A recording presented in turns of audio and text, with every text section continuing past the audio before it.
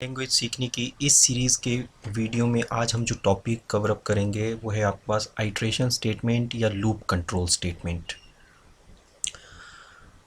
जैसे हमने पहले भी लास्ट वीडियो में देखा कि कंट्रोल स्टेटमेंट्स क्या होती हैं। कंट्रोल स्टेटमेंट्स बेसिकली आपके प्रोग्राम की जो एग्जीक्यूशन है, जो एक सीरियल ऑर्डर में जो सीक्वेंशली एक एग्जीक्यूशन चलती है, हम उसको अपने अकॉर्डिंग कंट्रोल करते हैं कि हमें वो इंस्ट्रक्शंस किस ऑर्डर में और किस तरह से रन करती हैं।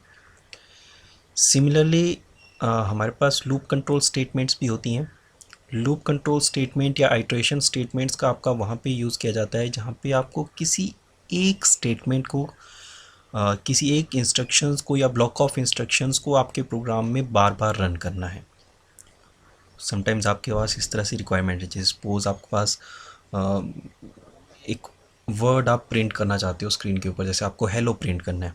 अब इस हेलो को आप 1000 टाइम प्रिंट करना चाहते हो, तो आपके पास सिंपली अगर ये देखा जाए तो आपके पास जो ऑप्शन है, आप 1000 टाइम अपने प्रोग्राम में प्रिंट कर हेलो टाइप करोगे, आफ्टर दैट आप उसको रन कर दोगे। मगर इस चीज़ को देखा जाए तो ये काफ़ी टाइटियस सा टास्क है। आप 1000 टाइम अगर हेलो अपने प्रोग्राम में लिखने लगोगे तो वो जो प्रोग्रामर है, जो प्रोग्राम बना रहा है, वो भी क्या उस चीज़ से थक जाता है और इसमें काफ़ी टाइम कंज्यूमिंग रहेगा।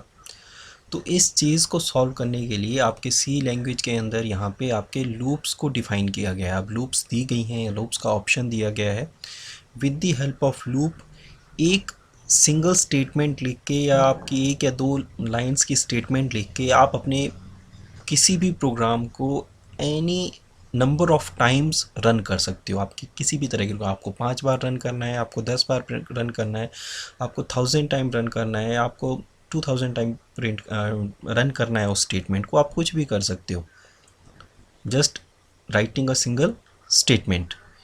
तो इन्हीं स्टेटमेंट को हम यहाँ पे कहते हैं आपकी लूप कंट्रोल स्टेटमेंट, जो आपकी ओवरऑल प्रोग्राम को काफ़ी इजी टू यूज़ बना देती हैं, काफ़ी इजी टू प्रोग्राम बना देती हैं। अब आपके पास जो कंट्रोल स्टेटमेंट आपके सी लैंग्वेज के अंदर दी गई हैं, उसमें आपके पास आती है while loop, do while loop and for loop. ये 3 तरह के आपके पास कंट्रोल स्टेटमेंट है जिसके थ्रू आप अपने प्रोग्राम को किसी भी टास्क को रेपिटेडली बार बार करवा सकते हो।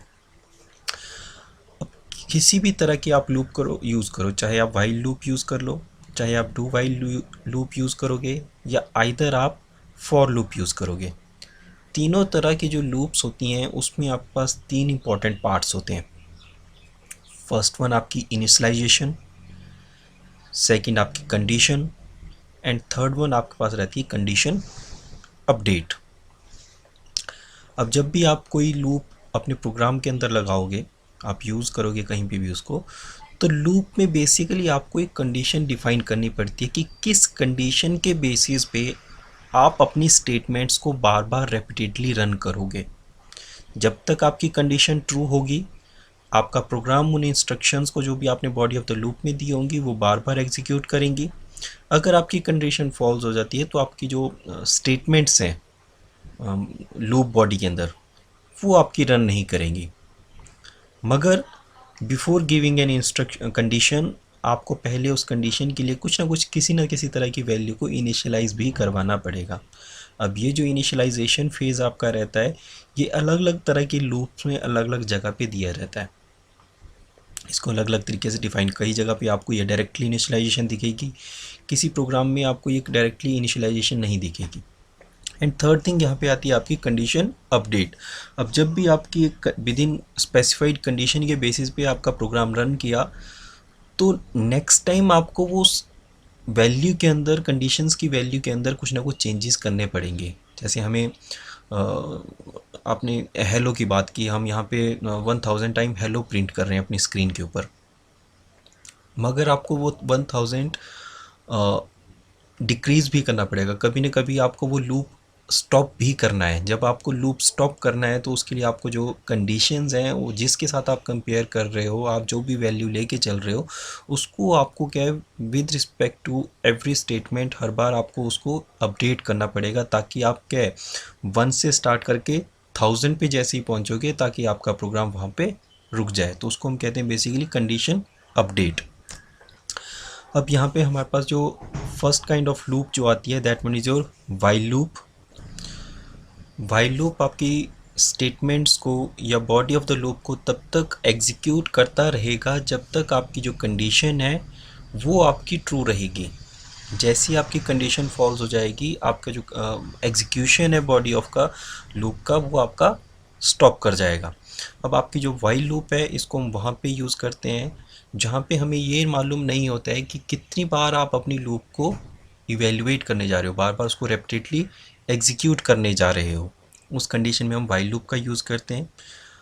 वाइल लूप का जो सिंटैक्स है वो आपका कुछ इस तरह का रहता है। वाइल, फिर आपके पैरेंथेसिस के बीच में आप यहाँ पे कंडीशन स्पेसिफाई करोगे, कोई एक्सप्रेशन लिखोगे जिसको आपको चेक करना है, इवेल्युएट करना है। अगर आपकी ये वाली कंडीशन ट्रू होगी तो इसके अंदर बॉडी ऑफ द लूप में जो भी आपकी स्टेटमेंट्स आएंगी, आपका यहाँ पे आपकी एक सिंगल स्टेटमेंट भी हो सकती है या ग्रुप ऑफ स्टेटमेंट भी हो सकती है। अगर आप एक ब्लॉक ऑफ स्टेटमेंट लेके चलोगे तो यहाँ पे आप उस चीज़ को कर्ली ब्रेसिस में लिखोगे, जैसे हमारे पास लास्ट टाइम इफ़ कंडीशंस या इफ़ एल्स कंडीशन के केस में रहता है।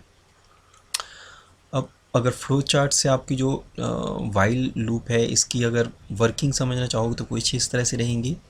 ये आपका मेन प्रोग्राम से आपको किसी तरह की इनपुट मिलती है। जैसे ही आपका जो प्रोग्राम है वो इस स्टेटमेंट के ऊपर पहुंचेगा, वाइल के ऊपर पहुंचेगा, यहाँ पे वो उस चीज़ की कंडीशन को चेक करेगा। अगर आपकी जो वाइल लूप हमने ली है, वाइल जो स्टेटमेंट ली है, इसके अंदर जो कंडीशन है वो आपकी ट्रू हो जाती है, तो फिर आपके इसके अंदर ये जो बॉडी ऑफ द लूप है इसके अंदर जो स्टेटमेंट्स लिखी गई हैं ये एग्जीक्यूट होंगी। जब ये एग्जीक्यूट हो जाएंगी आफ्टर दैट आपका जो प्रोग्राम है वो फिर से आपकी वाइल कंडीशन पे जाएगा, इस कंडीशन को फिर से चेक किया जाएगा। अगर ये कंडीशन फिर से ट्रू होगी तो फिर से बॉडी ऑफ द लूप को एग्जीक्यूट किया जाएगा। ये आपकी जो प्रोसेस है ये बार बार तब तक होती रहेगी जब तक आपकी जो कंडीशन है वो ट्रू रहती है। अगर आपकी कंडीशन फॉल्स हो जाएगी तो आपकी जो एग्जीक्यूशन है वो आपकी लूप से बाहर निकल के डायरेक्टली आपके प्रोग्राम की मेन स्टेटमेंट पे वापस आ जाती है। अब आपकी जो वाइल लूप है इसमें हर एग्जीक्यूशन से पहले आपकी जो कंडीशन है उसको चेक किया जाएगा। अगर आपकी कंडीशन ट्रू होगी तभी जाके आपकी लूप एग्जीक्यूट होगी, अदरवाइज़ ये एग्जीक्यूट नहीं होगी। अब इसका जैसे हम एग्जांपल दे देते हैं। यहाँ पे आपका फर्स्ट वन जो प्रोग्राम है, for example program to print number from 1 to 10। आपको 1 से लेके 10 तक ये प्रोग्राम बनाना है उस नंबर्स को प्रिंट करने के लिए। इसमें जैसे हम प्रोग्राम देख लेते हैं, इसको लिखेंगे हम फर्स्ट वन इंट। अब आप जो कंडीशन ले रहे हो, कंडीशन के लिए हम क्या कोई ना कोई एक वेरिएबल लेंगे, जो हमने पहले इनिशियलाइजेशन की बात की कि जब भी आप लूप लगाओगे तो उसके लिए हमें क्या कहीं ना कहीं वैल्यू को इनिशियलाइज करना पड़ेगा। तो यहाँ पे हम वही इनिशियलाइज ले लेते हैं, एन एक वेरिएबल ले लेते हैं, इसकी वैल्यू हम स्पेसिफाई कर लेते हैं 1। नेक्स्ट जाओगे, अब यहाँ पे आप लगाओगे while loop, while n is greater than और इक्वल टू लेस देन और इक्वल टू 10। जब तक n की जो वैल्यू है वो आपके 10 से छोटी या 10 के बराबर हो जाती है तब तक आपकी जो लूप है वो एग्जीक्यूट करती रहेगी। जैसे ही आपकी जो n का वैल्यू है वो 10 से बड़ा हो जाता है या बड़ी हो जाएगी तो आपकी जो लूप है वो आपकी एग्जीक्यूट नहीं होगी। यहाँ पे हम printf then is your %d tab and यहाँ पे हम ले लेंगे वैल्यू n की। अब आपकी कंडीशंस आपने इनिशियलाइजेशन कर दी, कंडीशन आपने लिख ली। अब हम यहाँ पे क्या है कंडीशंस को अपडेट भी करेंगे। ये n की वैल्यू आपको अपडेट भी करनी है। अगर आप अपडेट नहीं करोगे तो आपका प्रोग्राम क्या इन्फाइनाइटली चलता रहेगा, n की वैल्यू हमेशा 1 ही रहेगी। यहाँ पे 1 प्रिंट करता चलेगा और वो कंडीशंस क्या है आपकी हमेशा ट्रू रहेगी। तो आपका ये जो लूप है ये इन्फाइनाइटली वर्क करता रहेगा। तो ऐसा ना हो तो उसके लिए हम इस वैल्यू को अपडेट भी करेंगे। इसको रन करते हैं तो इस तरह से आपका रिजल्ट आएगा। ठीक है, अब इसमें क्या हुआ, फर्स्ट वन आपकी जो वेरिएबल आपने डिक्लेयर किया था int n is equal to 1, ये वाली स्टेटमेंट एग्जीक्यूट हुई। आफ्टर दैट आपकी जो प्रोग्राम की एग्जीक्यूशन थी वो आपकी वाइल स्टेटमेंट के ऊपर आ गई। यहाँ पे आपकी कंडीशन को चेक किया गया कि if n is less than equal to 10, तो यहाँ पे n हमने यहाँ पे जो स्पेसिफाई किया दैट वन इज़ और 1, तो आपकी ये जो कंडीशन है 1 इज़ लेस देन 10, तो ये वाली कंडीशन आपकी ट्रू हो जाती है। तो उस केस में आपका ये जो बॉडी ऑफ द लूप है, अब लूप के अंदर हम इसको जो लिखते हैं that one is body of the loop. अब ये बॉडी ऑफ द लूप आपकी एग्जीक्यूट होगी। तो यहाँ पे आपका प्रिंट एफ, अब यहाँ पे हम जो आउटपुट ले रहे हैं वो आपकी n की वैल्यू ले रहे हैं। अब n इस केस में आपके पास है 1, तो 1 आपका प्रिंट हो गया, साथ में स्लैश टी है, तो ये आपने क्या है, एक टैब का इसने स्पेस प्रोवाइड कर दिया। आफ्टर दैट आपकी नेक्स्ट स्टेटमेंट आई, आप यहाँ पे n की वैल्यू को अपडेट किया गया, n प्लस प्लस उसको इंक्रीमेंट किया गया।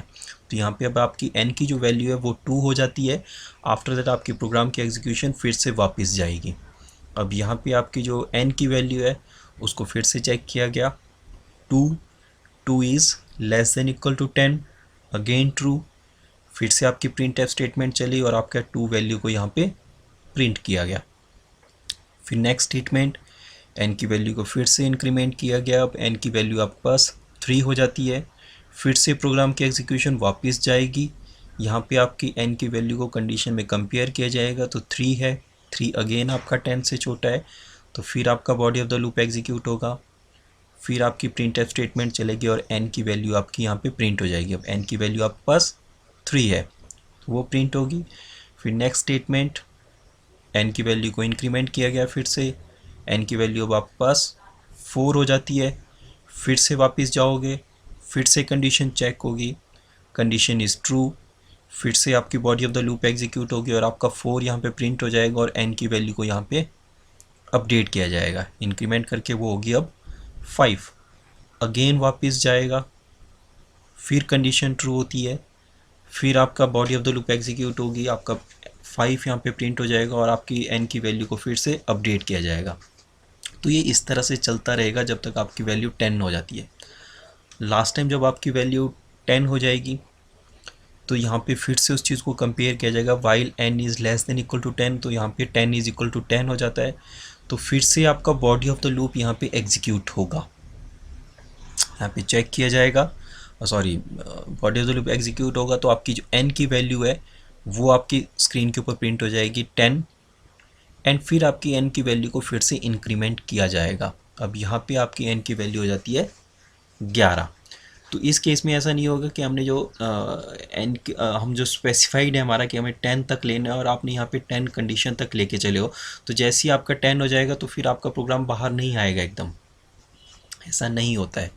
आपकी जो कंडीशन है वो तब तक चेक की जाएगी जब तक कि आपकी कंडीशन फॉल्स नहीं हो जाती है। तो n जब यहाँ पे 10 हुआ उसके बेसिस पे आपका ये वाला स्टेटमेंट रन की, आपका 10 प्रिंट हुआ, n की वैल्यू को फिर आपका फिर से अपडेट किया गया। जैसे ही आपकी n की वैल्यू अपडेट हो जाएगी तो फिर से आपकी प्रोग्राम की एग्जीक्यूशन जो है वापस आपके वाइल स्टेटमेंट पे जाएगी।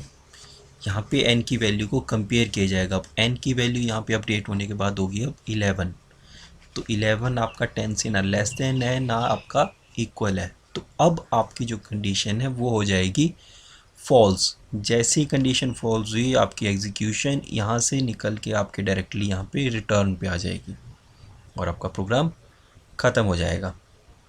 ठीक है, तो बेसिकली आपकी जो वाइल लूप है इसमें आपकी जो कंडीशंस हैं ये तब तक चेक की जाएंगी जब तक आपकी जो कंडीशन है वो ट्रू रहती है, या इसको कहा जा सकती है कि आपकी जो कंडीशन है वो कंडीशन में जो आपने वैल्यू स्पेसिफाई की है उसमें +1 रहेगी। जैसे यहाँ पे हम क्या है 10 बार इस प्रिंट एफ स्टेटमेंट को रन करना चाहते थे, मगर आपकी जो कंडीशन है वो 10 + 1 11 टाइम्स यहाँ पे आपकी चेक हुई।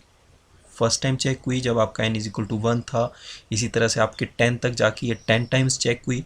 जैसे ही आपकी n की जो वैल्यू वो 11 हो जाती है उसके बाद फिर से आपका वाइल लूप पे जाके यहाँ पे कंडीशन को चेक किया जाएगा।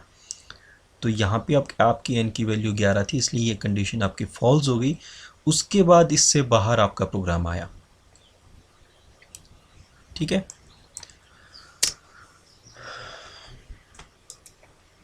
अब यहाँ पे आपके पास एक और प्रोग्राम दिया गया है, program to print sum of digits of any number. अब बेसिकली इसमें कहा किया गया है, आपको यूज़र के थ्रू एक नंबर इनपुट करना है।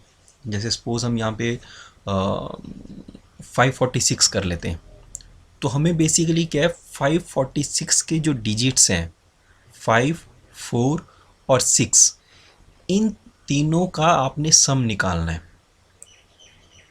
तो बेसिकली हमें यहाँ 546 में हर एक डिजिट को अलग करना पड़ेगा, फिर उसका आपको सम लेना पड़ेगा।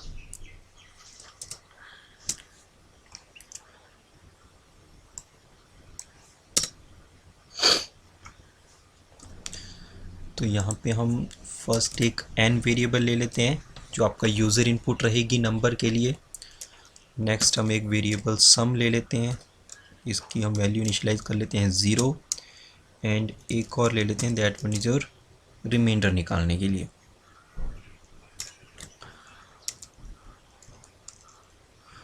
अब पहले इसमें आपको जैसे बेसिक अगर लॉजिक की बात की जाए,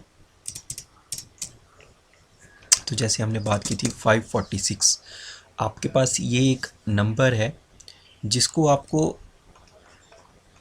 अलग अलग करके एक नंबर से आपने हर एक डिजिट को एक्सट्रैक्ट करना है। एक्सट्रैक्ट करने के बाद आप उसको क्या है, नेक्स्ट डिजिट के साथ आपको उसका सम करना है, उसके साथ आपको ऐड करना है। तो फर्स्ट वन हम यहाँ पे क्या लॉजिक लगाएंगे, आपको इस नंबर को एक्सट्रैक्ट करने के लिए यहाँ पे हम वाइल लूप ही लेंगे। मगर पहले क्या है, अगर आपको इस पूरे नंबर से 6 को एक्सट्रैक्ट करना है, तो उसके लिए हम क्या करेंगे, आपके इस नंबर को आप 10 से अगर डिवाइड करोगे, 10 से अगर आप इसको नंबर को डिवाइड किया जाता है, तो ऑटोमेटिकली आपका क्या होता है, जो भी लास्ट डिजिट होती है वो एज अ रिमाइंडर आ जाता है। अगर इसको 10 से 10 से डिवाइड करोगे, तो आपके पास जो डिवीज़र आएगा दैट वन इज़ योर 45, और आपका जो रिमाइंडर बचेगा that one is your 6, right. आपका इस तरह से डिवाइड करने के बाद आपका 6 आ जाएगा। फिर हम यहाँ पे क्या है, अब वाइल लूप ले रहे हैं, तो आपके पास जिसी तरह की जो भी कंडीशन होगी आप उसको अपडेट भी करोगे। अब नेक्स्ट टाइम हमें जो डिजिट चाहिए वो आपके पास क्या है, 45। जैसे सपोज हम यहाँ पे ले लेते हैं n इज इक्वल टू 456। अब जब हम इसको रहने दो, जैसे हम n की वैल्यू आपने ले ली, अब n की वैल्यू को हमने डिजिट अगर एक्सट्रैक्ट करना है तो उसके लिए हमने लिया है रिमाइंडर वेरिएबल। तो reminder is equal to n modulo 10, ये वाली लगाओगे आप स्टेटमेंट, तो इससे आपके पास जो रिमाइंडर आएगा फर्स्ट टाइम पे वो क्या बच जाएगा, आपके पास 6 आएगा।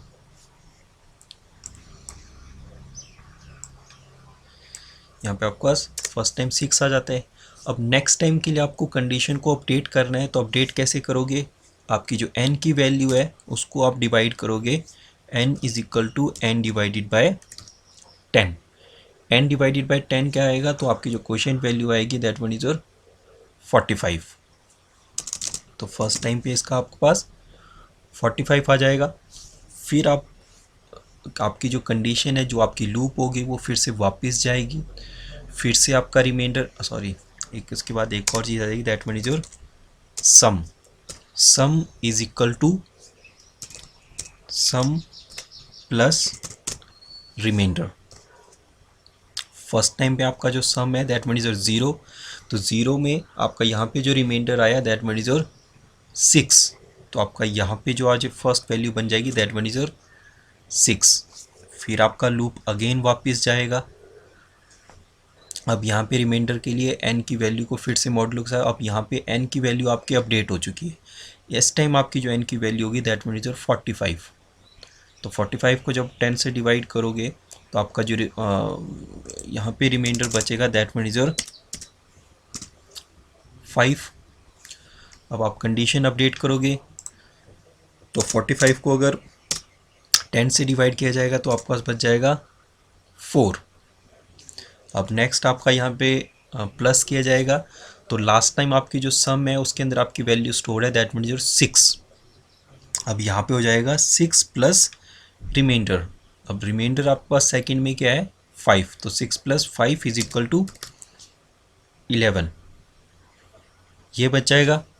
फिर से आपका लूप वापस जाएगा, फिर से आपकी कंडीशन एग्जीक्यूट होगी, फिर से आपका रिमाइंडर यहाँ पे जो रन करेगा। अब यहाँ पे फिर से हम जब डिवाइड करेंगे तो 4 से अगर इसको डिवाइड किया जाए तो आपके पास क्या है, सॉरी 4 को 10 से डिवाइड करोगे तो आपके पास जो रिमाइंडर है दैट मीन इज योर 4। अब ये आपके पास 4 बच गया। फिर आप इसको क्या है डिवाइड करोगे, 4 को अगर 10 से डिवाइड किया जाए तो आपकी जो क्वोशिएंट वैल्यू आपकी 0 बनेगी। यहाँ पे आपके पास 0 आ गया। फिर आपका यहाँ पे सम कैलकुलेट होगा। अब सम के अंदर लास्ट स्टेटमेंट पे हमने जो वैल्यू स्टोर की थी दैट वन इज योर 11। अब 11 प्लस रिमाइंडर आपके पास जो बचा है दैट वन इज योर 4 और ये बन जाएगा आपका 15। अब जब आपके तीनों डिजिट्स आपके कैलकुलेट होंगे तो मतलब आपका प्रोग्राम इसके बाद क्या है स्टॉप करना होगा। तो यहाँ पे हम जो वाइल लूप है उसमें हम इस तरह से कंडीशन लगाएंगे कि आफ्टर क्या है आपके तीनों जब वेरिएबल्स आपके तीनों डिजिट्स जब अलग हो जाएंगी तो उसके बाद आपके प्रोग्राम को फिर से एग्जीक्यूट नहीं होना है। आपकी जो बॉडी ऑफ द लूप होगा इसको एग्जीक्यूट नहीं करना है, उसको स्टॉप करना है। तो उसको स्टॉप करने के लिए हम क्या है इस वैल्यू का यूज़ किया जा सकता है n की वैल्यू का। अब n आपका जो थर्ड टाइम बनता है दैट मीन्स योर 0। तो जैसे ही n की वैल्यू आपकी 0 हो जाएगी तो आपके प्रोग्राम को स्टॉप करना है। अब इसको हम देखते हैं कैसे बनाएंगे। आपका रिमाइंडर आ गया, then printf enter number, then user input scanf %d and address of n में आप उस वैल्यू को स्टोर कर लेंगे। आफ्टर दैट हम यहाँ पे लगाएंगे while condition, while n is greater than 0। जब तक 0 से बड़ा रहेगा आपकी कंडीशन को एग्जीक्यूट करना है। तो यहाँ पे हम लिख देंगे अब पहले रिमाइंडर निकालना है, reminder is equal to n modulo 10, then is your sum is equal to sum plus reminder. आप इस स्टेटमेंट को इस तरह से भी लिख सकते हो या आप इसको लिख सकते हो सम प्लस इक्वल टू रिमाइंडर, दोनों आपके ठीक हैं। आप दोनों तरह से इस कंडीशन को लिख सकते हो। देन इज योर अब n की वैल्यू को अपडेट करना है, n divided by equal to 10। ये आपका सेम है, n is equal to n divided by 10, दोनों तरह से लिखा जा सकता है। तो आपके पास ये चीज़ आ गई। आफ्टर दैट अब हम क्या है जो सम होगा उसको प्रिंट कर देंगे,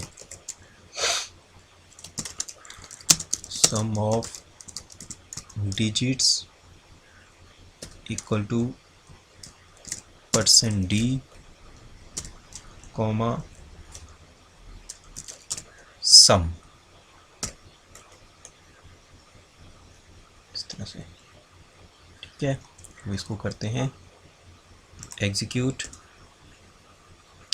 अब यहाँ पे हम 456 नंबर एंटर करते हैं and press enter, then is your sum of digit is equal to 15। ठीक है।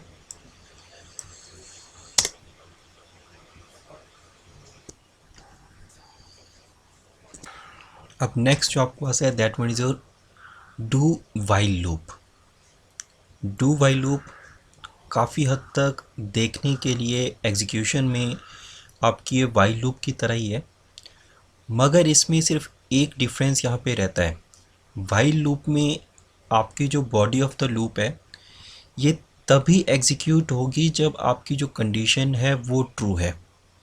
अगर फर्स्ट टाइम चेक करने पे ही आपकी जो बॉडी ऑफ द आपकी जो कंडीशन है वो फॉल्स हो जाती है तो आपकी बॉडी ऑफ द लूप है वो एग्जीक्यूट नहीं होगी। डू वाइल लूप का हम यूज़ वहाँ पे करेंगे जहाँ पे आपकी जो प्रोग्राम की रिक्वायरमेंट है कि जो भी आपकी बॉडी ऑफ द लूप है, लूप के अंदर आपने जो भी स्टेटमेंट लिखी है वो एट लीस्ट एक बार आपको ज़रूर एग्जीक्यूट करनी है, एटलीस्ट वन टाइम। इसमें डू वाइल लूप के केस में आपकी जो बॉडी ऑफ द लूप होगी वो एट लीस्ट वन टाइम जरूर इवेलुएट होगी, जरूर एग्जीक्यूट होती है। After executing the body of the loop यहाँ पे आपकी कंडीशन चेक होती है। अगर लूप एग्जीक्यूशन होने के बाद जब आपकी कंडीशन चेक हुई, अगर कंडीशन ट्रू होगी तो फिर से आपकी body of the loop execute होगी। अगर वहाँ पे आपकी कंडीशन फॉल्स हो जाती है तो आपकी लूप एग्जीक्यूट नहीं होगी और आपका जो प्रोग्राम है वो नॉर्मल स्टेट के अंदर रन करना शुरू कर देगा।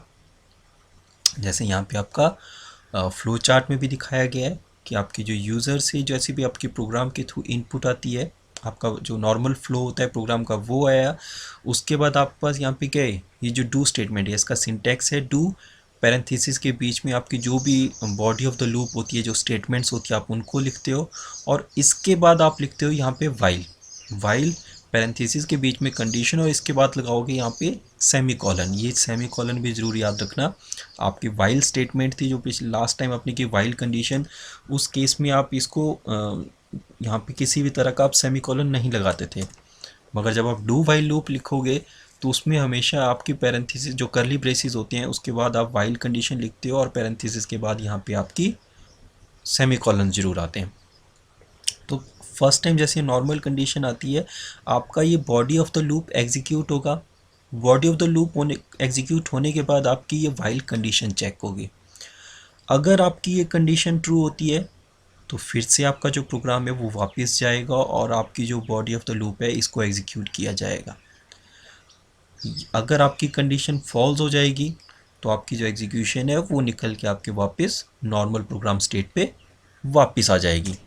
लूप का जो फर्स्ट एग्जांपल हम यहाँ पे करेंगे, program to count the number of digits in any number. तो यहाँ पे हम एक यूज़र के थ्रू एक नंबर एंटर कर रहे हैं और वो जो नंबर आपने एंटर किया है उसमें आपको कैलकुलेट करना है कि कितने डिजिट्स हैं। जैसे हमने 456 की बात की थी तो उसमें आपके पास क्या है, 3 डिजिट्स थे। तो आपको यहाँ पे नंबर ऑफ डिजिट्स कैलकुलेट करने हैं कि आपने नंबर के जो आपने इनपुट किया है थ्रू यूज़र उसमें कितने आपके पास डिजिट्स हैं। तो यहाँ पे इसके हम लिखेंगे इंट। अब नंबर के लिए हम एक n वेरिएबल ले लेते हैं और उसके अलावा डिजिट्स को कैलकुलेट करने के लिए हम ले लेते हैं d। तो वेरिएबल ले लिए, आफ्टर दैट यूज़र इनपुट लेते हैं, एंटर एनी नंबर,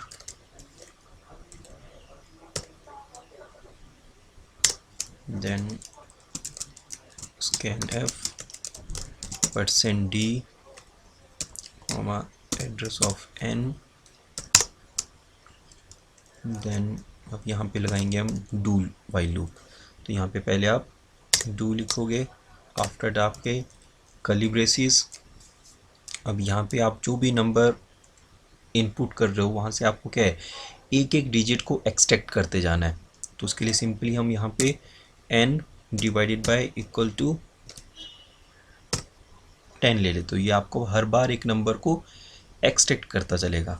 इसे इसको हम नोटपैड पे देख लेते हैं। जैसे आपके पास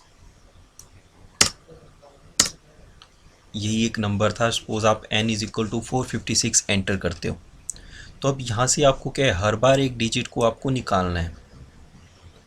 आपके पास ये लॉजिक है, एक बार एक डिजिट निकालोगे, नेक्स्ट टाइम आपके पास क्या है, सिर्फ 45 बचना चाहिए, फिर आपके पास 4 बचना चाहिए, इस तरह से हम लेके चलेंगे। तो यहाँ पे आपके पास क्या है, हमारे पास जो फॉर्मूला आप लगाओगे n is equal to n divided by 10। ये आपका क्या है, डिजिट को हर बार एक नंबर से रिड्यूस करता चलता है।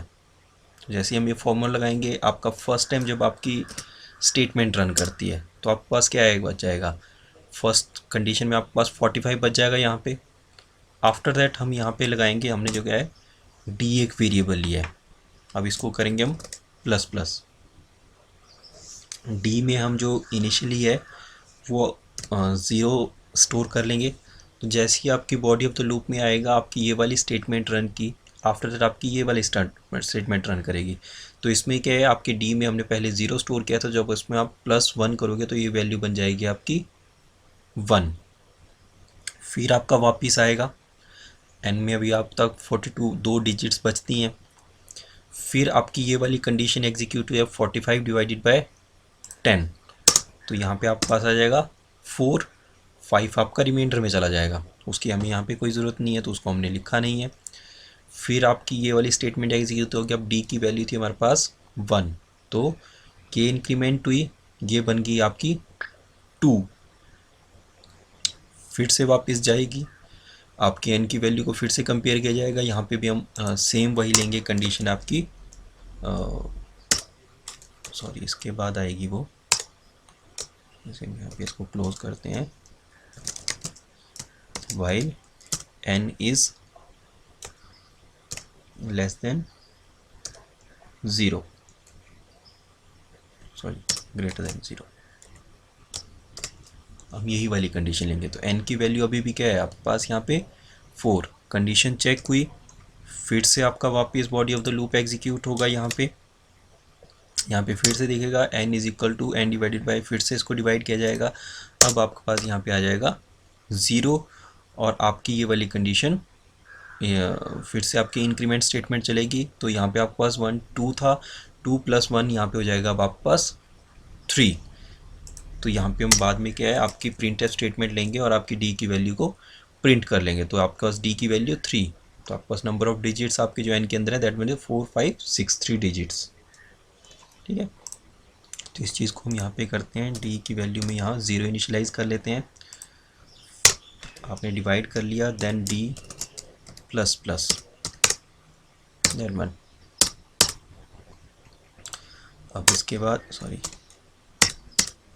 यहाँ पे हम while n is greater than 0,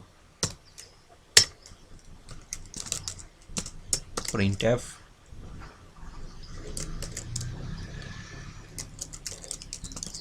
number of digits in the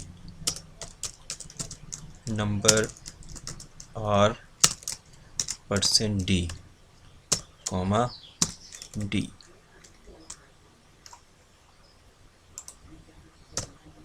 ये वाला, अब इसको हम एग्जीक्यूट कर लेंगे।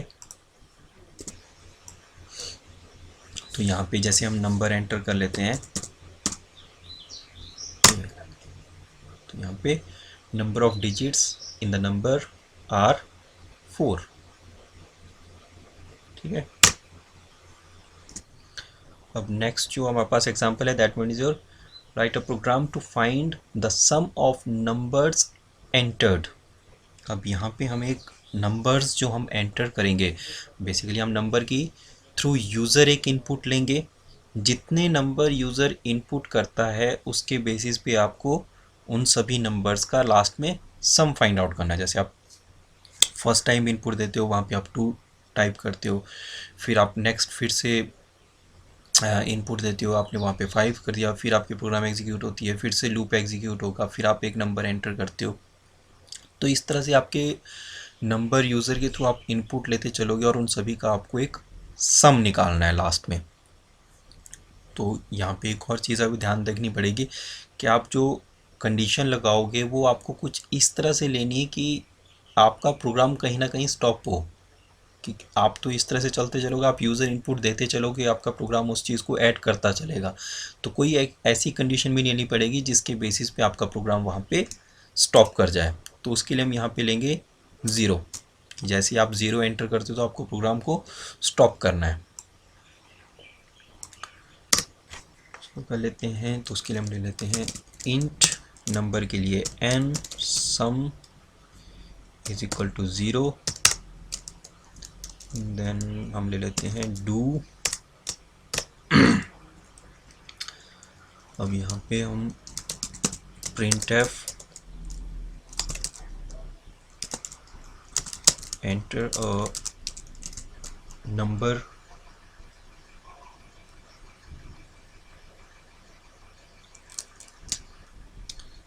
कंडीशन भी दे देते हैं,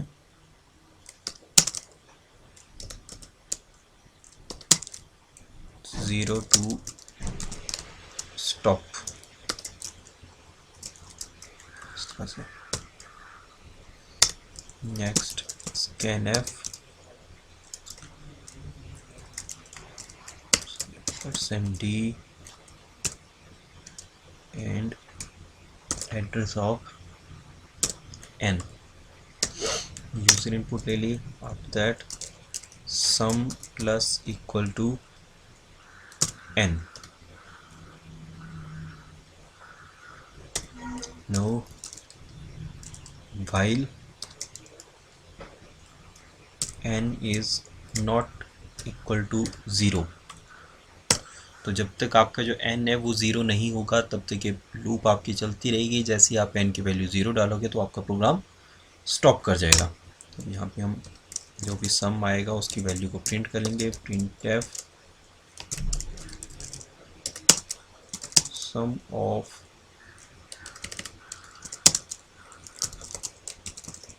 numbers is %d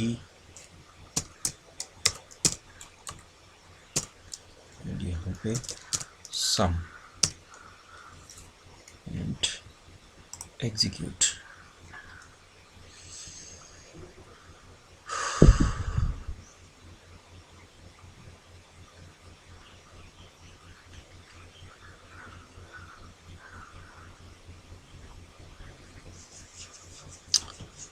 यहाँ पे जैसे हम नंबर डालते हैं 34, अगेन एक नंबर 65, 87, तो बेसिकली यहाँ पे क्या हो रहा है, आप जैसे एक नंबर डालते हो यहाँ पे आपकी जैसे ही इनिशियलाइजेशन चली आपका ये वाली स्टेटमेंट एग्जीक्यूट हुई। आफ्टर दैट आपका बॉडी ऑफ द लूप आ गया।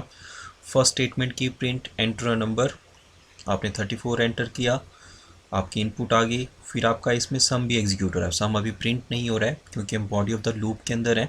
सम हो गया। आफ्टर दैट आपकी कंडीशन यहाँ पे चेक की गई, while n is not equal to 0, आपने यहाँ पे n की जो वैल्यू है वो 34 एंटर की है। तो आपका बॉडी ऑफ द लूप क्या है, फिर से एग्जीक्यूट करेगा, फिर से वापस गई, फिर से आपकी ये स्टेटमेंट एग्जीक्यूट की। अब आपने n की वैल्यू यहाँ पे डाली है 65, फिर से चलेगा 87, अब यहाँ पे हम कर लेते हैं 0। ठीक है, जैसे ही आपने n की वैल्यू 0 डाली तो यहाँ पे चेक हुआ n इज इक्वल टू 0 हो गया, तो मतलब आपकी जो कंडीशन है वो फॉल्स होगी। फिर आपकी डायरेक्टली यहाँ पे नेक्स्ट स्टेटमेंट पे आ गया, आपका प्रोग्राम बाहर निकल के इस वाली स्टेटमेंट का सम ऑफ नंबर इज़ 186, जितने भी नंबर थे सबका सम, राइट। जो आपके पास आती है that one is your for loop. अब फॉर लूप में हमारे पास जो तीनों एक्सप्रेशंस लूप के अंदर रहते हैं उनको आप एक ही स्टेटमेंट के अंदर लिखते हो। ये आपका फॉर लूप का सिंटैक्स रहता है, that means for expression 1 semicolon expression 2 semicolon expression 3। First वाला जो एक्सप्रेशन होता है वो आपकी इनिशियलाइजेशन के लिए लिखा जाता है, सेकंड एक्सप्रेशन ये आपकी कंडीशन रहती है, और थर्ड एक्सप्रेशन ये आपकी कंडीशन अपडेट के लिए रहता है। तो तीनों एक्सप्रेशन को इस तरह से लिखा जा सकता है।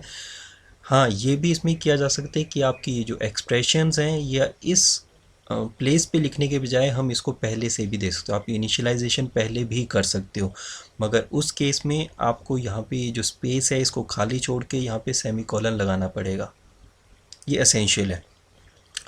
अब आपकी जो फॉर लूप होती है इसको मैक्सिमम उस जगह पे यूज़ किया जाता है जहाँ पे आपको लूप की पहले से नॉलेज है कि वो लूप आप कितने टाइम्स एग्जीक्यूट करने जा रहे हो, वहाँ पे हम हमेशा फॉर लूप का यूज़ करेंगे। अब फॉर लूप की जो एग्जीक्यूशन होती है इसको अगर फ्लो चार्ट के थ्रू समझा जाए तो आपके पास इस तरह से रहती है। फॉर लूप जब एग्जीक्यूट होगी तो फर्स्ट आपका जो इनिशियलाइजेशन एक्सप्रेशन है उसको एग्जीक्यूट किया जाता है। ये इनिशियलाइजेशन एक्सप्रेशन आपका वन टाइम एग्जीक्यूटेबल होता है, ये सिर्फ एक टाइम एग्जीक्यूट होगा। आफ्टर दैट आपकी कंडीशन जो एक्सप्रेशन 2 होता है यहाँ पे कंडीशन चेक की जाएगी। अगर आपकी कंडीशन फॉल्स है तो आपकी जो प्रोग्राम की एग्जीक्यूशन है आपके फॉर लूप से सीधे बाहर निकल के आपके लूप के आपके जो प्रोग्राम है उसकी मेन प्रोग्राम की बॉडी के ऊपर एग्जीक्यूशन चली जाएगी। मगर इन केस आपकी जो कंडीशन है वो कहीं पे ट्रू हो जाती है तो उस केस में फिर आपका जो बॉडी ऑफ द लूप है उसको एग्जीक्यूट किया जाएगा। जब आपका body of the loop execute होगा उसके बाद आपका जो एक्सप्रेशन 3 होता है अपडेट एक्सप्रेशन, उसको एग्जीक्यूट किया जाएगा। आफ्टर दैट आपका जो प्रोग्राम है वो फिर से आपके फॉर लूप में जाएगा। फॉर लूप में फिर से आपकी कंडीशन चेक होगी, अगर ट्रू है तो फिर से वही body of the loop execute होगा। आफ्टर दैट आपका एक्सप्रेशन अपडेट होगा, फिर से वापस जाएगा। अगर कंडीशन फॉल्स हो जाएगी तो डायरेक्टली आपका प्रोग्राम बाहर लूप से बाहर निकल के आपके मेन प्रोग्राम के एग्जीक्यूशन पे रन कर लाएगा। अब इसके हमारे पास कुछ एक एग्जांपल, जैसे फर्स्ट वन तो आपका प्रोग्राम है that is program to print numbers using for loop. अब यहाँ पे जैसे हमने पहले किया था, आपने 1 to 10 नंबर्स प्रिंट किए थे, सेम यहाँ पे भी नंबर्स प्रिंट करने का ही है, मगर यहाँ पे by using for loop.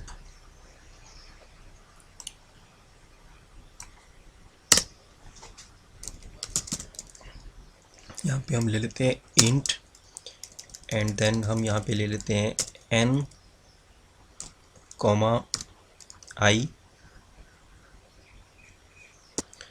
n यहाँ पे हम यूज़र के थ्रू इनपुट लेंगे कि आपकी n की वैल्यू आप कहाँ से कहाँ तक लेना चाहते हो, मतलब आप किस प्लेस तक अपने नंबर्स को प्रिंट करना चाहती हो, उसके लिए ले लेते हैं नेक्स्ट printf स्टेटमेंट ले लेते हैं। यहाँ पे हम यूज़र के थ्रू इनपुट ले लेते हैं, enter the limit up to which numbers are to be printed। Next हम इनपुट ले लेते हैं scanf %d address of n। अब यहाँ पे हम लेंगे नेक्स्ट फॉर लूप फॉर। अब यहाँ पे हम इनिशियलाइजेशन लेंगे, इनिशियलाइजेशन के हम यहाँ पे आई ले रहे हैं। सपोज हम जो वैल्यू है वो 1 से प्रिंट कर रहे हैं, i is equal to 1 comma. अब यहाँ पे हम सेकंड लगाएंगे condition i less than equal to n। आपकी मैक्सिमम लिमिट आपके पास यहाँ पे क्या है, n तक है, तो n तक हम इसको कंडीशन को कंपेयर करेंगे, और यहाँ पे कॉमा नहीं है, n इज देन हम इसको अपडेट एक्सप्रेशन लगाएंगे i plus plus. After that हम यहाँ पे अब बॉडी ऑफ द लूप लिखेंगे, यहाँ पे हम बेसिकली क्या है i की वैल्यू को प्रिंट करेंगे, printf %d tab comma i।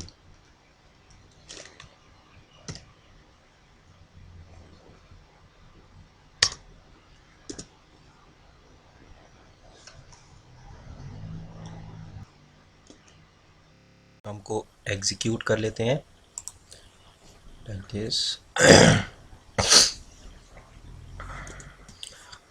अब यहाँ पे हम नंबर एंटर करते हैं, जहाँ तक आपको नंबर प्रिंट करना है, जैसे हम यहाँ पे कर लेते हैं 50 एंटर।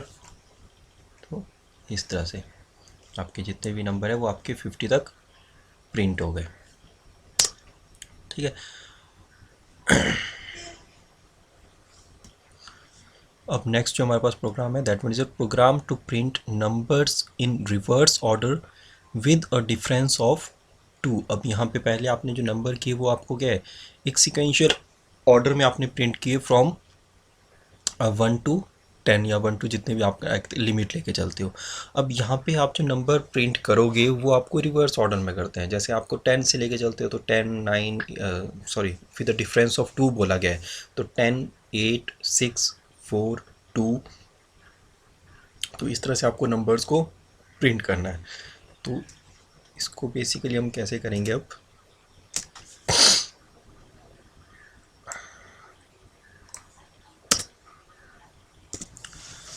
सपोज इसमें जैसे हम आपकी जो सीरीज़ होगी उसकी मैक्सिमम लिमिट और मिनिमम लिमिट ये दोनों हम अपने यूज़र से खुद इनपुट लेते हैं। तो जैसे हम यहाँ पे लेते हो मिनिमम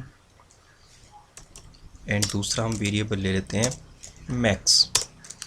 अब यहीं से हम यूज़र के थ्रू एक इनपुट लेते हैं printf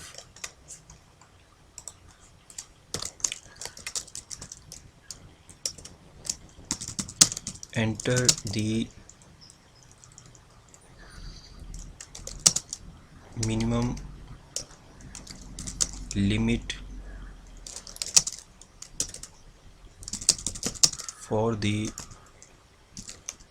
सीरीज। अच्छा, हमने सेमीकोलन नहीं ली है।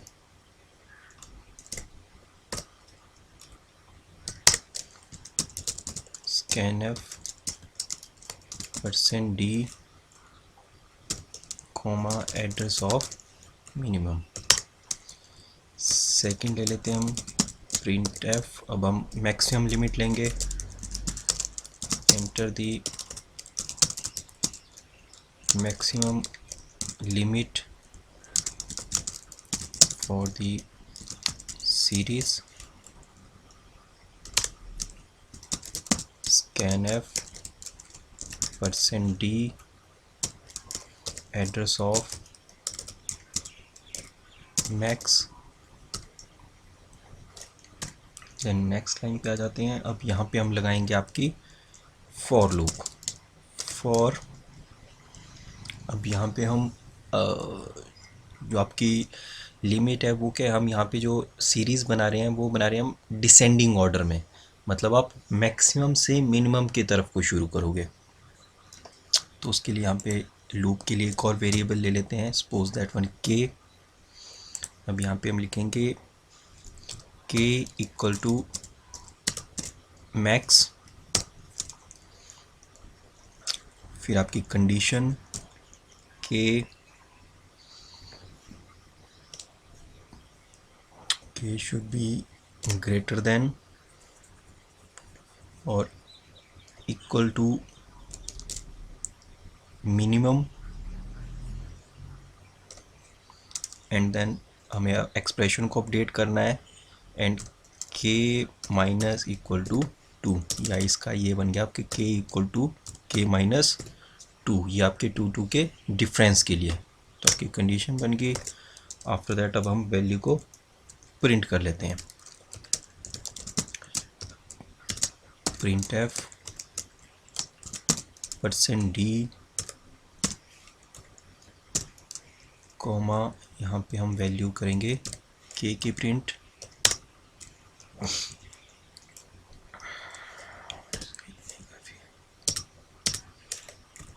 हो गया आपका। एग्जीक्यूट करते हैं प्रोग्राम को।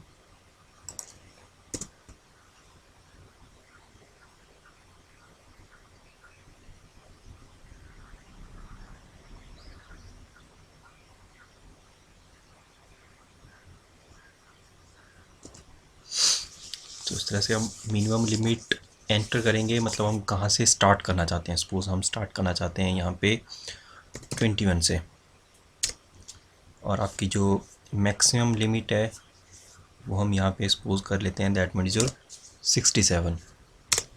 तो दैट वन, तो यहाँ पे आपकी जो है 67, 65, 63, 61, 59, 57, तो इस तरह से ये डिसेंडिंग ऑर्डर में अप टू आपकी जो मिनिमम लिमिट है वहाँ तक एग्जीक्यूट करेगा। तो इस तरह से हम रिवर्स ऑर्डर में भी सीरीज़ को एंटर कर सकते हैं।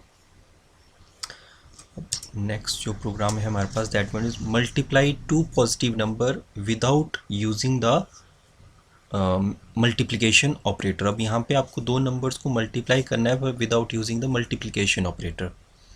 तो विदाउट यूजिंग मल्टीप्लिकेशन ऑपरेटर आप कैसे कर सकते हो? बेसिकली आपकी जो मल्टीप्लिकेशन होती है दैट मीन्स योर एडिशन। आपका अगर कहा जाए आप करते हो 4 × 5, सॉरी 4 × 5, ये बनता है आपके पास 20। अब इसी चीज़ को आप विदा मल्टीप्लिकेशन के कैसे लिख सकते हो? तो उसके लिए आप सिंपली क्या है, मतलब 4 × 5 का मतलब होता है आप 4 को 5 टाइम ऐड कर रहे हो उसी के साथ। 4 + 4 + 4 + 4 एंड +4 5 टाइम्स, ये भी आपका 20। तो 4 × 5 लिखो या आप 4 को 5 टाइम्स ऐड कर रहे हो, बात एक ही है। तो इसी लॉजिक का हम यहाँ पे अपने प्रोग्राम में भी यूज़ करेंगे। इसको किया जाएगा, इसको डिलीट करते हैं। यहाँ पे दो वेरिएबल लेते हैं। पहले आपके जो हम दो नंबर्स ऐड करने जा रहे हैं, m एंड n, और थर्ड वेरिएबल जिसमें हम मल्टीप्लिकेशन स्टोर करेंगे। नेक्स्ट, अब यहाँ पे इसको मल्टीप्लिकेशन को ले लेते हैं हम, 0 इनिशियलाइज कर लेते हैं। नेक्स्ट आपका print f enter the two numbers to be multiplied, then scanf %d comma address of m comma address of n। User के थ्रू हमने दो नंबर्स को एंटर कर लिया। अब हम यहाँ पे लेंगे for loop for i is equal to, यहाँ पे हमें i वेरिएबल भी एक डिक्लेयर करना पड़ेगा, हमने किया नहीं था। i डिक्लेयर कर लिया। अब i इज इक्वल टू हम यहाँ पे लेंगे 1, क्योंकि हम क्या है 1 से स्टार्ट करते हैं। जैसे हम यहाँ पे हम i की वैल्यू को i इज इक्वल टू 1 ले लेते हैं।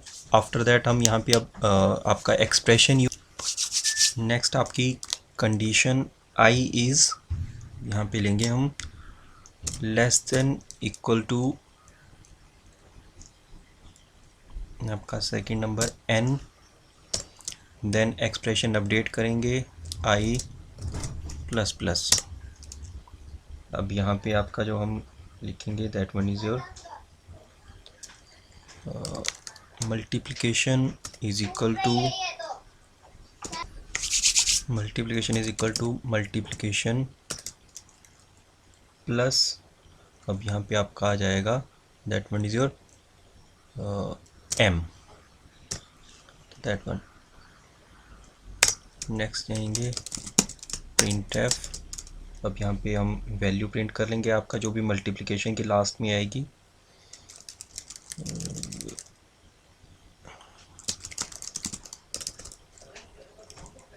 Multiplication of two numbers is %d comma multiply, that's it. अब इसको करते हैं एग्जीक्यूट।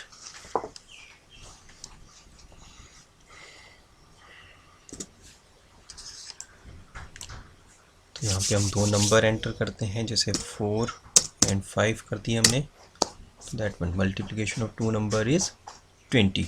तो यहाँ पे हमने without using the multiplication operator हमने क्या डायरेक्टली प्लस करके भी आपके मल्टीप्लिकेशन को लगा लिया, क्योंकि यहाँ पे क्या हमने फॉर लूप ऐड की। फॉर लूप में आपने क्या i is equal to 1 up to आपका ले रहे हैं हम n, जो सेकंड नंबर है। आपने फर्स्ट नंबर एंटर किया m में स्टोर हुआ, सेकंड नंबर आपका n में स्टोर है। तो हम यहाँ पे हम जो फॉर लूप ले रहे हैं वो हम i इज इक्वल टू 1 से इनिशियलाइज कर रहे हैं और maximum up to i is equal to n तक इसको चलाएंगे। तो यहाँ पे हमने मल्टीप्लिकेशन में 0 स्टोर कर लिया। Multiplication is equal to multiplication plus m के अंदर आपकी जो भी वैल्यू स्टोर होगी। जैसे हम 4 और 5 ले रहे हैं तो यहाँ पे आपका 4 स्टोर है। तो फर्स्ट जब आपका चलेगा तो उसमें क्या है 0 + 4 4 हो गया। फिर से आपका एक्सप्रेशन अपडेट हुआ, i की वैल्यू 2 हुई। फिर से आपकी कंडीशन चेक होगी 2 is less than equal to n आपके पास 5 है तो 2 5 से लेस है। फिर से आपकी body of the loop execute हुई। अब यहाँ पे आपका जो मल्टीप्लिकेशन था लास्ट स्टेटमेंट में उसके अंदर आपने स्टोर किया है 4, तो यहाँ पे हो गया आपके पास 4 + 4 8 बन गया। फिर आपका अपडेट एक्सप्रेशन अपडेट हुआ। अब i की वैल्यू आपके पास यहाँ पे हो गई 3 अपडेट हो गई। फिर से आपकी कंडीशन चेक हुई 3 इज़ लेस देन 5। फिर से आपका body of the loop execute हुआ। अब यहाँ पे मल्टीप्लिकेशन में 8 है तो 8 + 4 12 हो गया। फिर आपका एक्सप्रेशन अपडेट हुआ। अब यहाँ पे आपके पास i की वैल्यू बन गई 4। फिर से कंडीशन चेक हुई 4 इज़ लेस देन 5। फिर से आपकी यहाँ पे body of the loop execute हुई तो 12 + 4 16। फिर से आपका एक्सप्रेशन अपडेट हुआ, i की वैल्यू 5 बन गई। फिर से आपकी कंडीशन चेक हुई। कंडीशन चेक होने के बाद 5 इज़ इक्वल टू 5 ट्रू है। फिर से आपका body of the loop execute होगी। अब यहाँ पे आपके पास जो मल्टीप्लिकेशन है उसमें आपने स्टोर किया है 16, तो ये बन गया आपका 16 + 4 is equal to 20। After that आपकी जो अपडेट एक्सप्रेशन है फिर से एग्जीक्यूट होगा। अब यहाँ पे i की वैल्यू बन गई अब आपके पास i+1 इज इक्वल टू, पहले लास्ट टाइम आपके पास 5 थी, अब ये बन गई 6। फिर से आपकी कंडीशन चेक होगी, कंडीशन चेक हुई तो 6 इज़ ग्रेटर देन 5, तो ये वाली कंडीशन आपकी फॉल्स हो जाती है। तो उस केस में फिर आपका जो एग्जीक्यूशन है लूप का वो ख़त्म हो जाएगा और आपका जो प्रोग्राम में मेन स्टेटमेंट आती है, जो मेन प्रोग्राम है उसकी स्टेटमेंट आपकी नेक्स्ट वाली प्रिंट हो गई। तो इस तरह से करेंगे। नेक्स्ट इसमें आपके पास जो एग्जांपल है, that means a program to generate a Fibonacci series up to n numbers of terms. तो अब इसका फिबोनाची सीरीज़ बेसिकली होती क्या है? फिबोनाची सीरीज़ अब आपका ऐसा नंबर का पैटर्न है जिसमें आपका जो भी सक्सेसिव नंबर होता है वो अपने प्रीवियस 2 नंबर्स के एडिशन से बनता है। ये आपकी 1 से स्टार्ट होती है और हर एक जो नेक्स्ट नंबर बनेगा वो अपने पीछे वाले 2 नंबर्स के एडिशन से बनेगा। जैसे फर्स्ट नंबर इसमें 1 आता है, जो सेकंड 1 आएगा, फर्स्ट 1 के पीछे आपका कोई 1 नहीं है, ये आपकी फर्स्ट डिजिट है, तो मतलब एक तरह से वो 0 है, तो 0 + 1 1। अब थर्ड नंबर बनेगा आपका 1 + 1 2, उससे नेक्स्ट नंबर 2 + 1 3, उससे नेक्स्ट नंबर 3 + 2 5, फिर next number 5 + 3 8, next number 8 + 5 13 and so on. इस तरह से ये चलती रहती है। तो हमें इस तरह की एक सीरीज़ जनरेट करनी है फिबोनाची सीरीज़ की up to n terms. n terms का मतलब है हमें क्या, जो लास्ट नंबर आपका होगा वो यूज़र के थ्रू इनपुट लोगों कि आपको कहाँ तक इस फिबोनाची सीरीज़ को जनरेट करना है। तो इस तरह से अब यहाँ पे एक चीज़ ध्यान देखनी होगी कि हम यहाँ पे क्या है, इस प्रोग्राम में हम इंटीजर नहीं लेंगे। इंटीजर क्यों नहीं लेंगे कि आपकी जो इंटीजर वेरिएबल होती हैं, इंटीजर डाटा टाइप होते हैं, इनकी एक अपनी सर्टेन लिमिट होती है। अगर आप बहुत लंबी सीरीज़ चाहते हो, आपने काफ़ी हायर नंबर तक की सीरीज़ दे दी है, तो हम यहाँ पे लॉन्ग इंट लेके चलेंगे ताकि यूज़र किसी भी तरह का इनपुट देता है, आपका प्रोग्राम किसी भी कंडीशन में चलना चाहिए, आपकी मैक्सिमम लिमिट तक वो नंबर प्रिंट होने चाहिए। तो इस तरह से लेते हैं। अब यहाँ पे हम फर्स्ट इंटीजर ले लेते हैं आपका, जो हम लूप लगाएंगे। लूप के लिए हम पहले आई वेरिएबल ले लेते हैं। दूसरा आपका लूप कहाँ तक चलेगा, उसकी लिमिट क्या होगी, हम उसके लिए भी एक नंबर ऑफ टर्म्स के लिए एक वेरिएबल ले लेते हैं, that one is n। Next अब यहाँ पे हम कुछ और वेरिएबल ले लेते हैं, long is equal to a, b, c। हमने यहाँ पे 3 वेरिएबल ले लिए, ये आपके लॉन्ग डेटा टाइप्स के हैं। आफ्टर दैट अब हम जो सीरीज़ प्रिंट करते हैं उसमें आपके पास क्या है, जो नंबर है वो 1 से स्टार्ट होंगे। तो मतलब हमें क्या है, फर्स्ट नंबर का मालूम है कि दैट वन इज़ योर 1। तो हम यहाँ पे आपके जो ABC वेरिएबल हैं इनकी वैल्यूज़ को भी यहाँ पे हम इनिशियलाइज़ कर लेते हैं। That one is your A में हम यहाँ पे 0 स्टोर कर लेते हैं और B में हम स्टोर कर लेते हैं यहाँ पे आपका 1। अब हम यहाँ से यूज़र के थ्रू इनपुट लेंगे, printf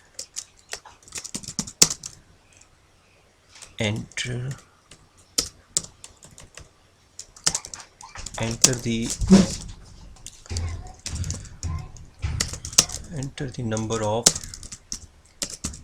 टर्म्स, जहाँ तक का जितनी टर्म्स के आप यहाँ पे आउटपुट चाहते हो अपनी फिबोनाची सीरीज़ के अंदर, वो यहाँ पे हम यूज़र के थ्रू इनपुट ले लेंगे। Then scan f %d n आपका इंटीजर टाइप है, देन एड्रेस ऑफ n, फिर हम नेक्स्ट में आ जाएंगे यहाँ पे। अब यहाँ पे हम printf, आप फर्स्ट 1 जो आपकी सीरीज़ है इसका ये जो 1 है इसको हम एज इट इज़ खुद ही प्रिंट कर लेंगे, आपके लूप से प्रिंट नहीं किया जाएगा। तो इसकी प्रिंटिंग हम यहाँ पे पहले खुद ही करवा लेते हैं। %ld लॉन्ग डेटा टाइप जब भी लेते हैं तो उसके लिए आपका जो टाइप स्पेसिफाई रहता है दैट मीन्स %ld रहता है। अब यहाँ पे हम ले लेंगे जो आपका वेरिएबल है b। अब हम यहाँ पे आपके लगाएंगे लूप फॉर पे लेंगे हम i इक्वल टू 1। नेक्स्ट आपकी condition i less then n, क्योंकि यहाँ पे लेस देन n लेंगे क्योंकि एक जो आपकी सीरीज़ का डिजिट है वो हम पहले ही बाहर प्रिंट कर चुके हैं। तो आपके पास जो नंबर ऑफ टर्म्स बचती हैं दैट मीन्स n-1। तो हम यहाँ पे i लेस देन n तक आपका प्रोग्राम चलेगा and i plus plus. Next आ जाते हैं अब हम बॉडी ऑफ द लूप बनाएंगे। तो आपका जो यहाँ पे आपकी फिबोनाची सीरीज़ है वो क्या होती है, आपका जो नेक्स्ट डिजिट होती है वो हमेशा आपके पीछे वाले दो डिजिट्स का सम होता है। तो वहाँ पे हम ले लेते हैं c is equal to a plus b, ये ले लेते हैं। अब हम c की वैल्यू को एज इट इज़ प्रिंट कर लेंगे %LD, c। अब आपकी c की वैल्यू प्रिंट होगी, आपकी सीरीज़ का नेक्स्ट नंबर आ गया। आफ्टर दैट अब हम क्या करेंगे, आपका जो नंबर आप ले रहे हो हर बार आपको इन नंबर को क्या है, जैसे आप नेक्स्ट नंबर सीरीज़ का लगाओगे, आपका फर्स्ट वाला था 0 एंड 1, आपका ये नंबर अब फर्स्ट टाइम आ गया, आपका 0 + 1 1 बन गया। मगर जब आप यहाँ पे नेक्स्ट नंबर लेके आओगे तो आपके पीछे वाले जो नंबर है, हम यहाँ पे एक्सप्रेशन क्या लेके चल रहे हैं, c is equal to a plus b. a में आपके पास पहले 0 था, b में 1 था, तो उससे आपकी ये वाली डिजिट तो आ गई। नेक्स्ट डिजिट अगर आपको प्रिंट करनी है तो आपको क्या, आपके जो a और b की वैल्यूज़ हैं इनको भी आपको अपडेट करना पड़ेगा ताकि आपका नेक्स्ट नंबर जनरेट किया जा सके। तो यहाँ पे हम आपकी जो a और b की वैल्यूज़ हैं उनको भी यहाँ पे अपडेट करेंगे। तो यहाँ पे आपका गैस क्या है, जो a है आपके पास, a को हम रिप्लेस करेंगे a is equal to b में जो नंबर होगी, क्योंकि आपके पास क्या है कि जब हम इस सीरीज़ को जनरेट करेंगे तो उसमें बेसिकली आपके पास क्या है, जब आपने 1 प्रिंट किया तो यहाँ पे आपके पास फर्स्ट टर्म 0 थी, सेकंड टर्म 1 थी, तो आपके पास हो गया 0 + 1 1। अब जब हम थर्ड टर्म प्रिंट करेंगे तो वहाँ पे आपके पास क्या है, इन दो डिजिट्स का आपको सम करना पड़ेगा। तो ये आपकी जो सेकंड टर्म थी उसको आपको फर्स्ट टर्म बनाना पड़ेगा और जो ये वाली टर्म है इसको आपकी सेकंड टर्म बनाना पड़ेगा। तो बेसिकली हम क्या है, जो a की वैल्यू है उसको हम b की वैल्यू से रिप्लेस करेंगे और जो b की वैल्यू है उसको हम क्या है, जो c की वैल्यू से रिप्लेस करेंगे। इस तरह से आपको अपडेट करना है। तो यहाँ पे हम a के अंदर b असाइन कर रहे हैं and b is equal to c, b assign c।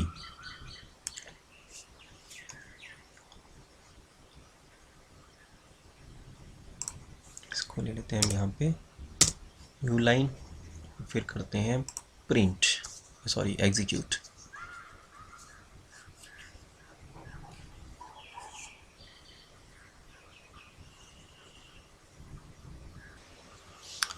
यहाँ पे हमें नंबर ऑफ टर्म्स ले लिए, जैसे हम यहाँ पे ले लेते हैं 20। आपको फर्स्ट 20 टर्म्स के लिए फिबोनाची सीरीज़ को जनरेट करना था। S enter. तो यहाँ पे आपके पास फर्स्ट टर्म 1, ये 11 नहीं है, ये थोड़ा सा गड़बड़ हो गया, इसको हम फिर से कर लेते हैं। तो यहाँ पे हम जो है यहाँ पे न्यू लाइन लेते हैं, न्यू लाइन, या हम यहाँ पे टैब ले लेते हैं तब ज़्यादा बेटर है। इस तरह से एग्जीक्यूट, आपका आ गया। यहाँ पे हम 20 एंटर करते हैं एंड दैट 1 1 2 3 5 8 13 21 34 55, इस तरह से आपके पास सीरीज़ इंक्रीज़ करती चलेगी। ठीक है, तो ये आपके होगी फिबोनाची सीरीज़।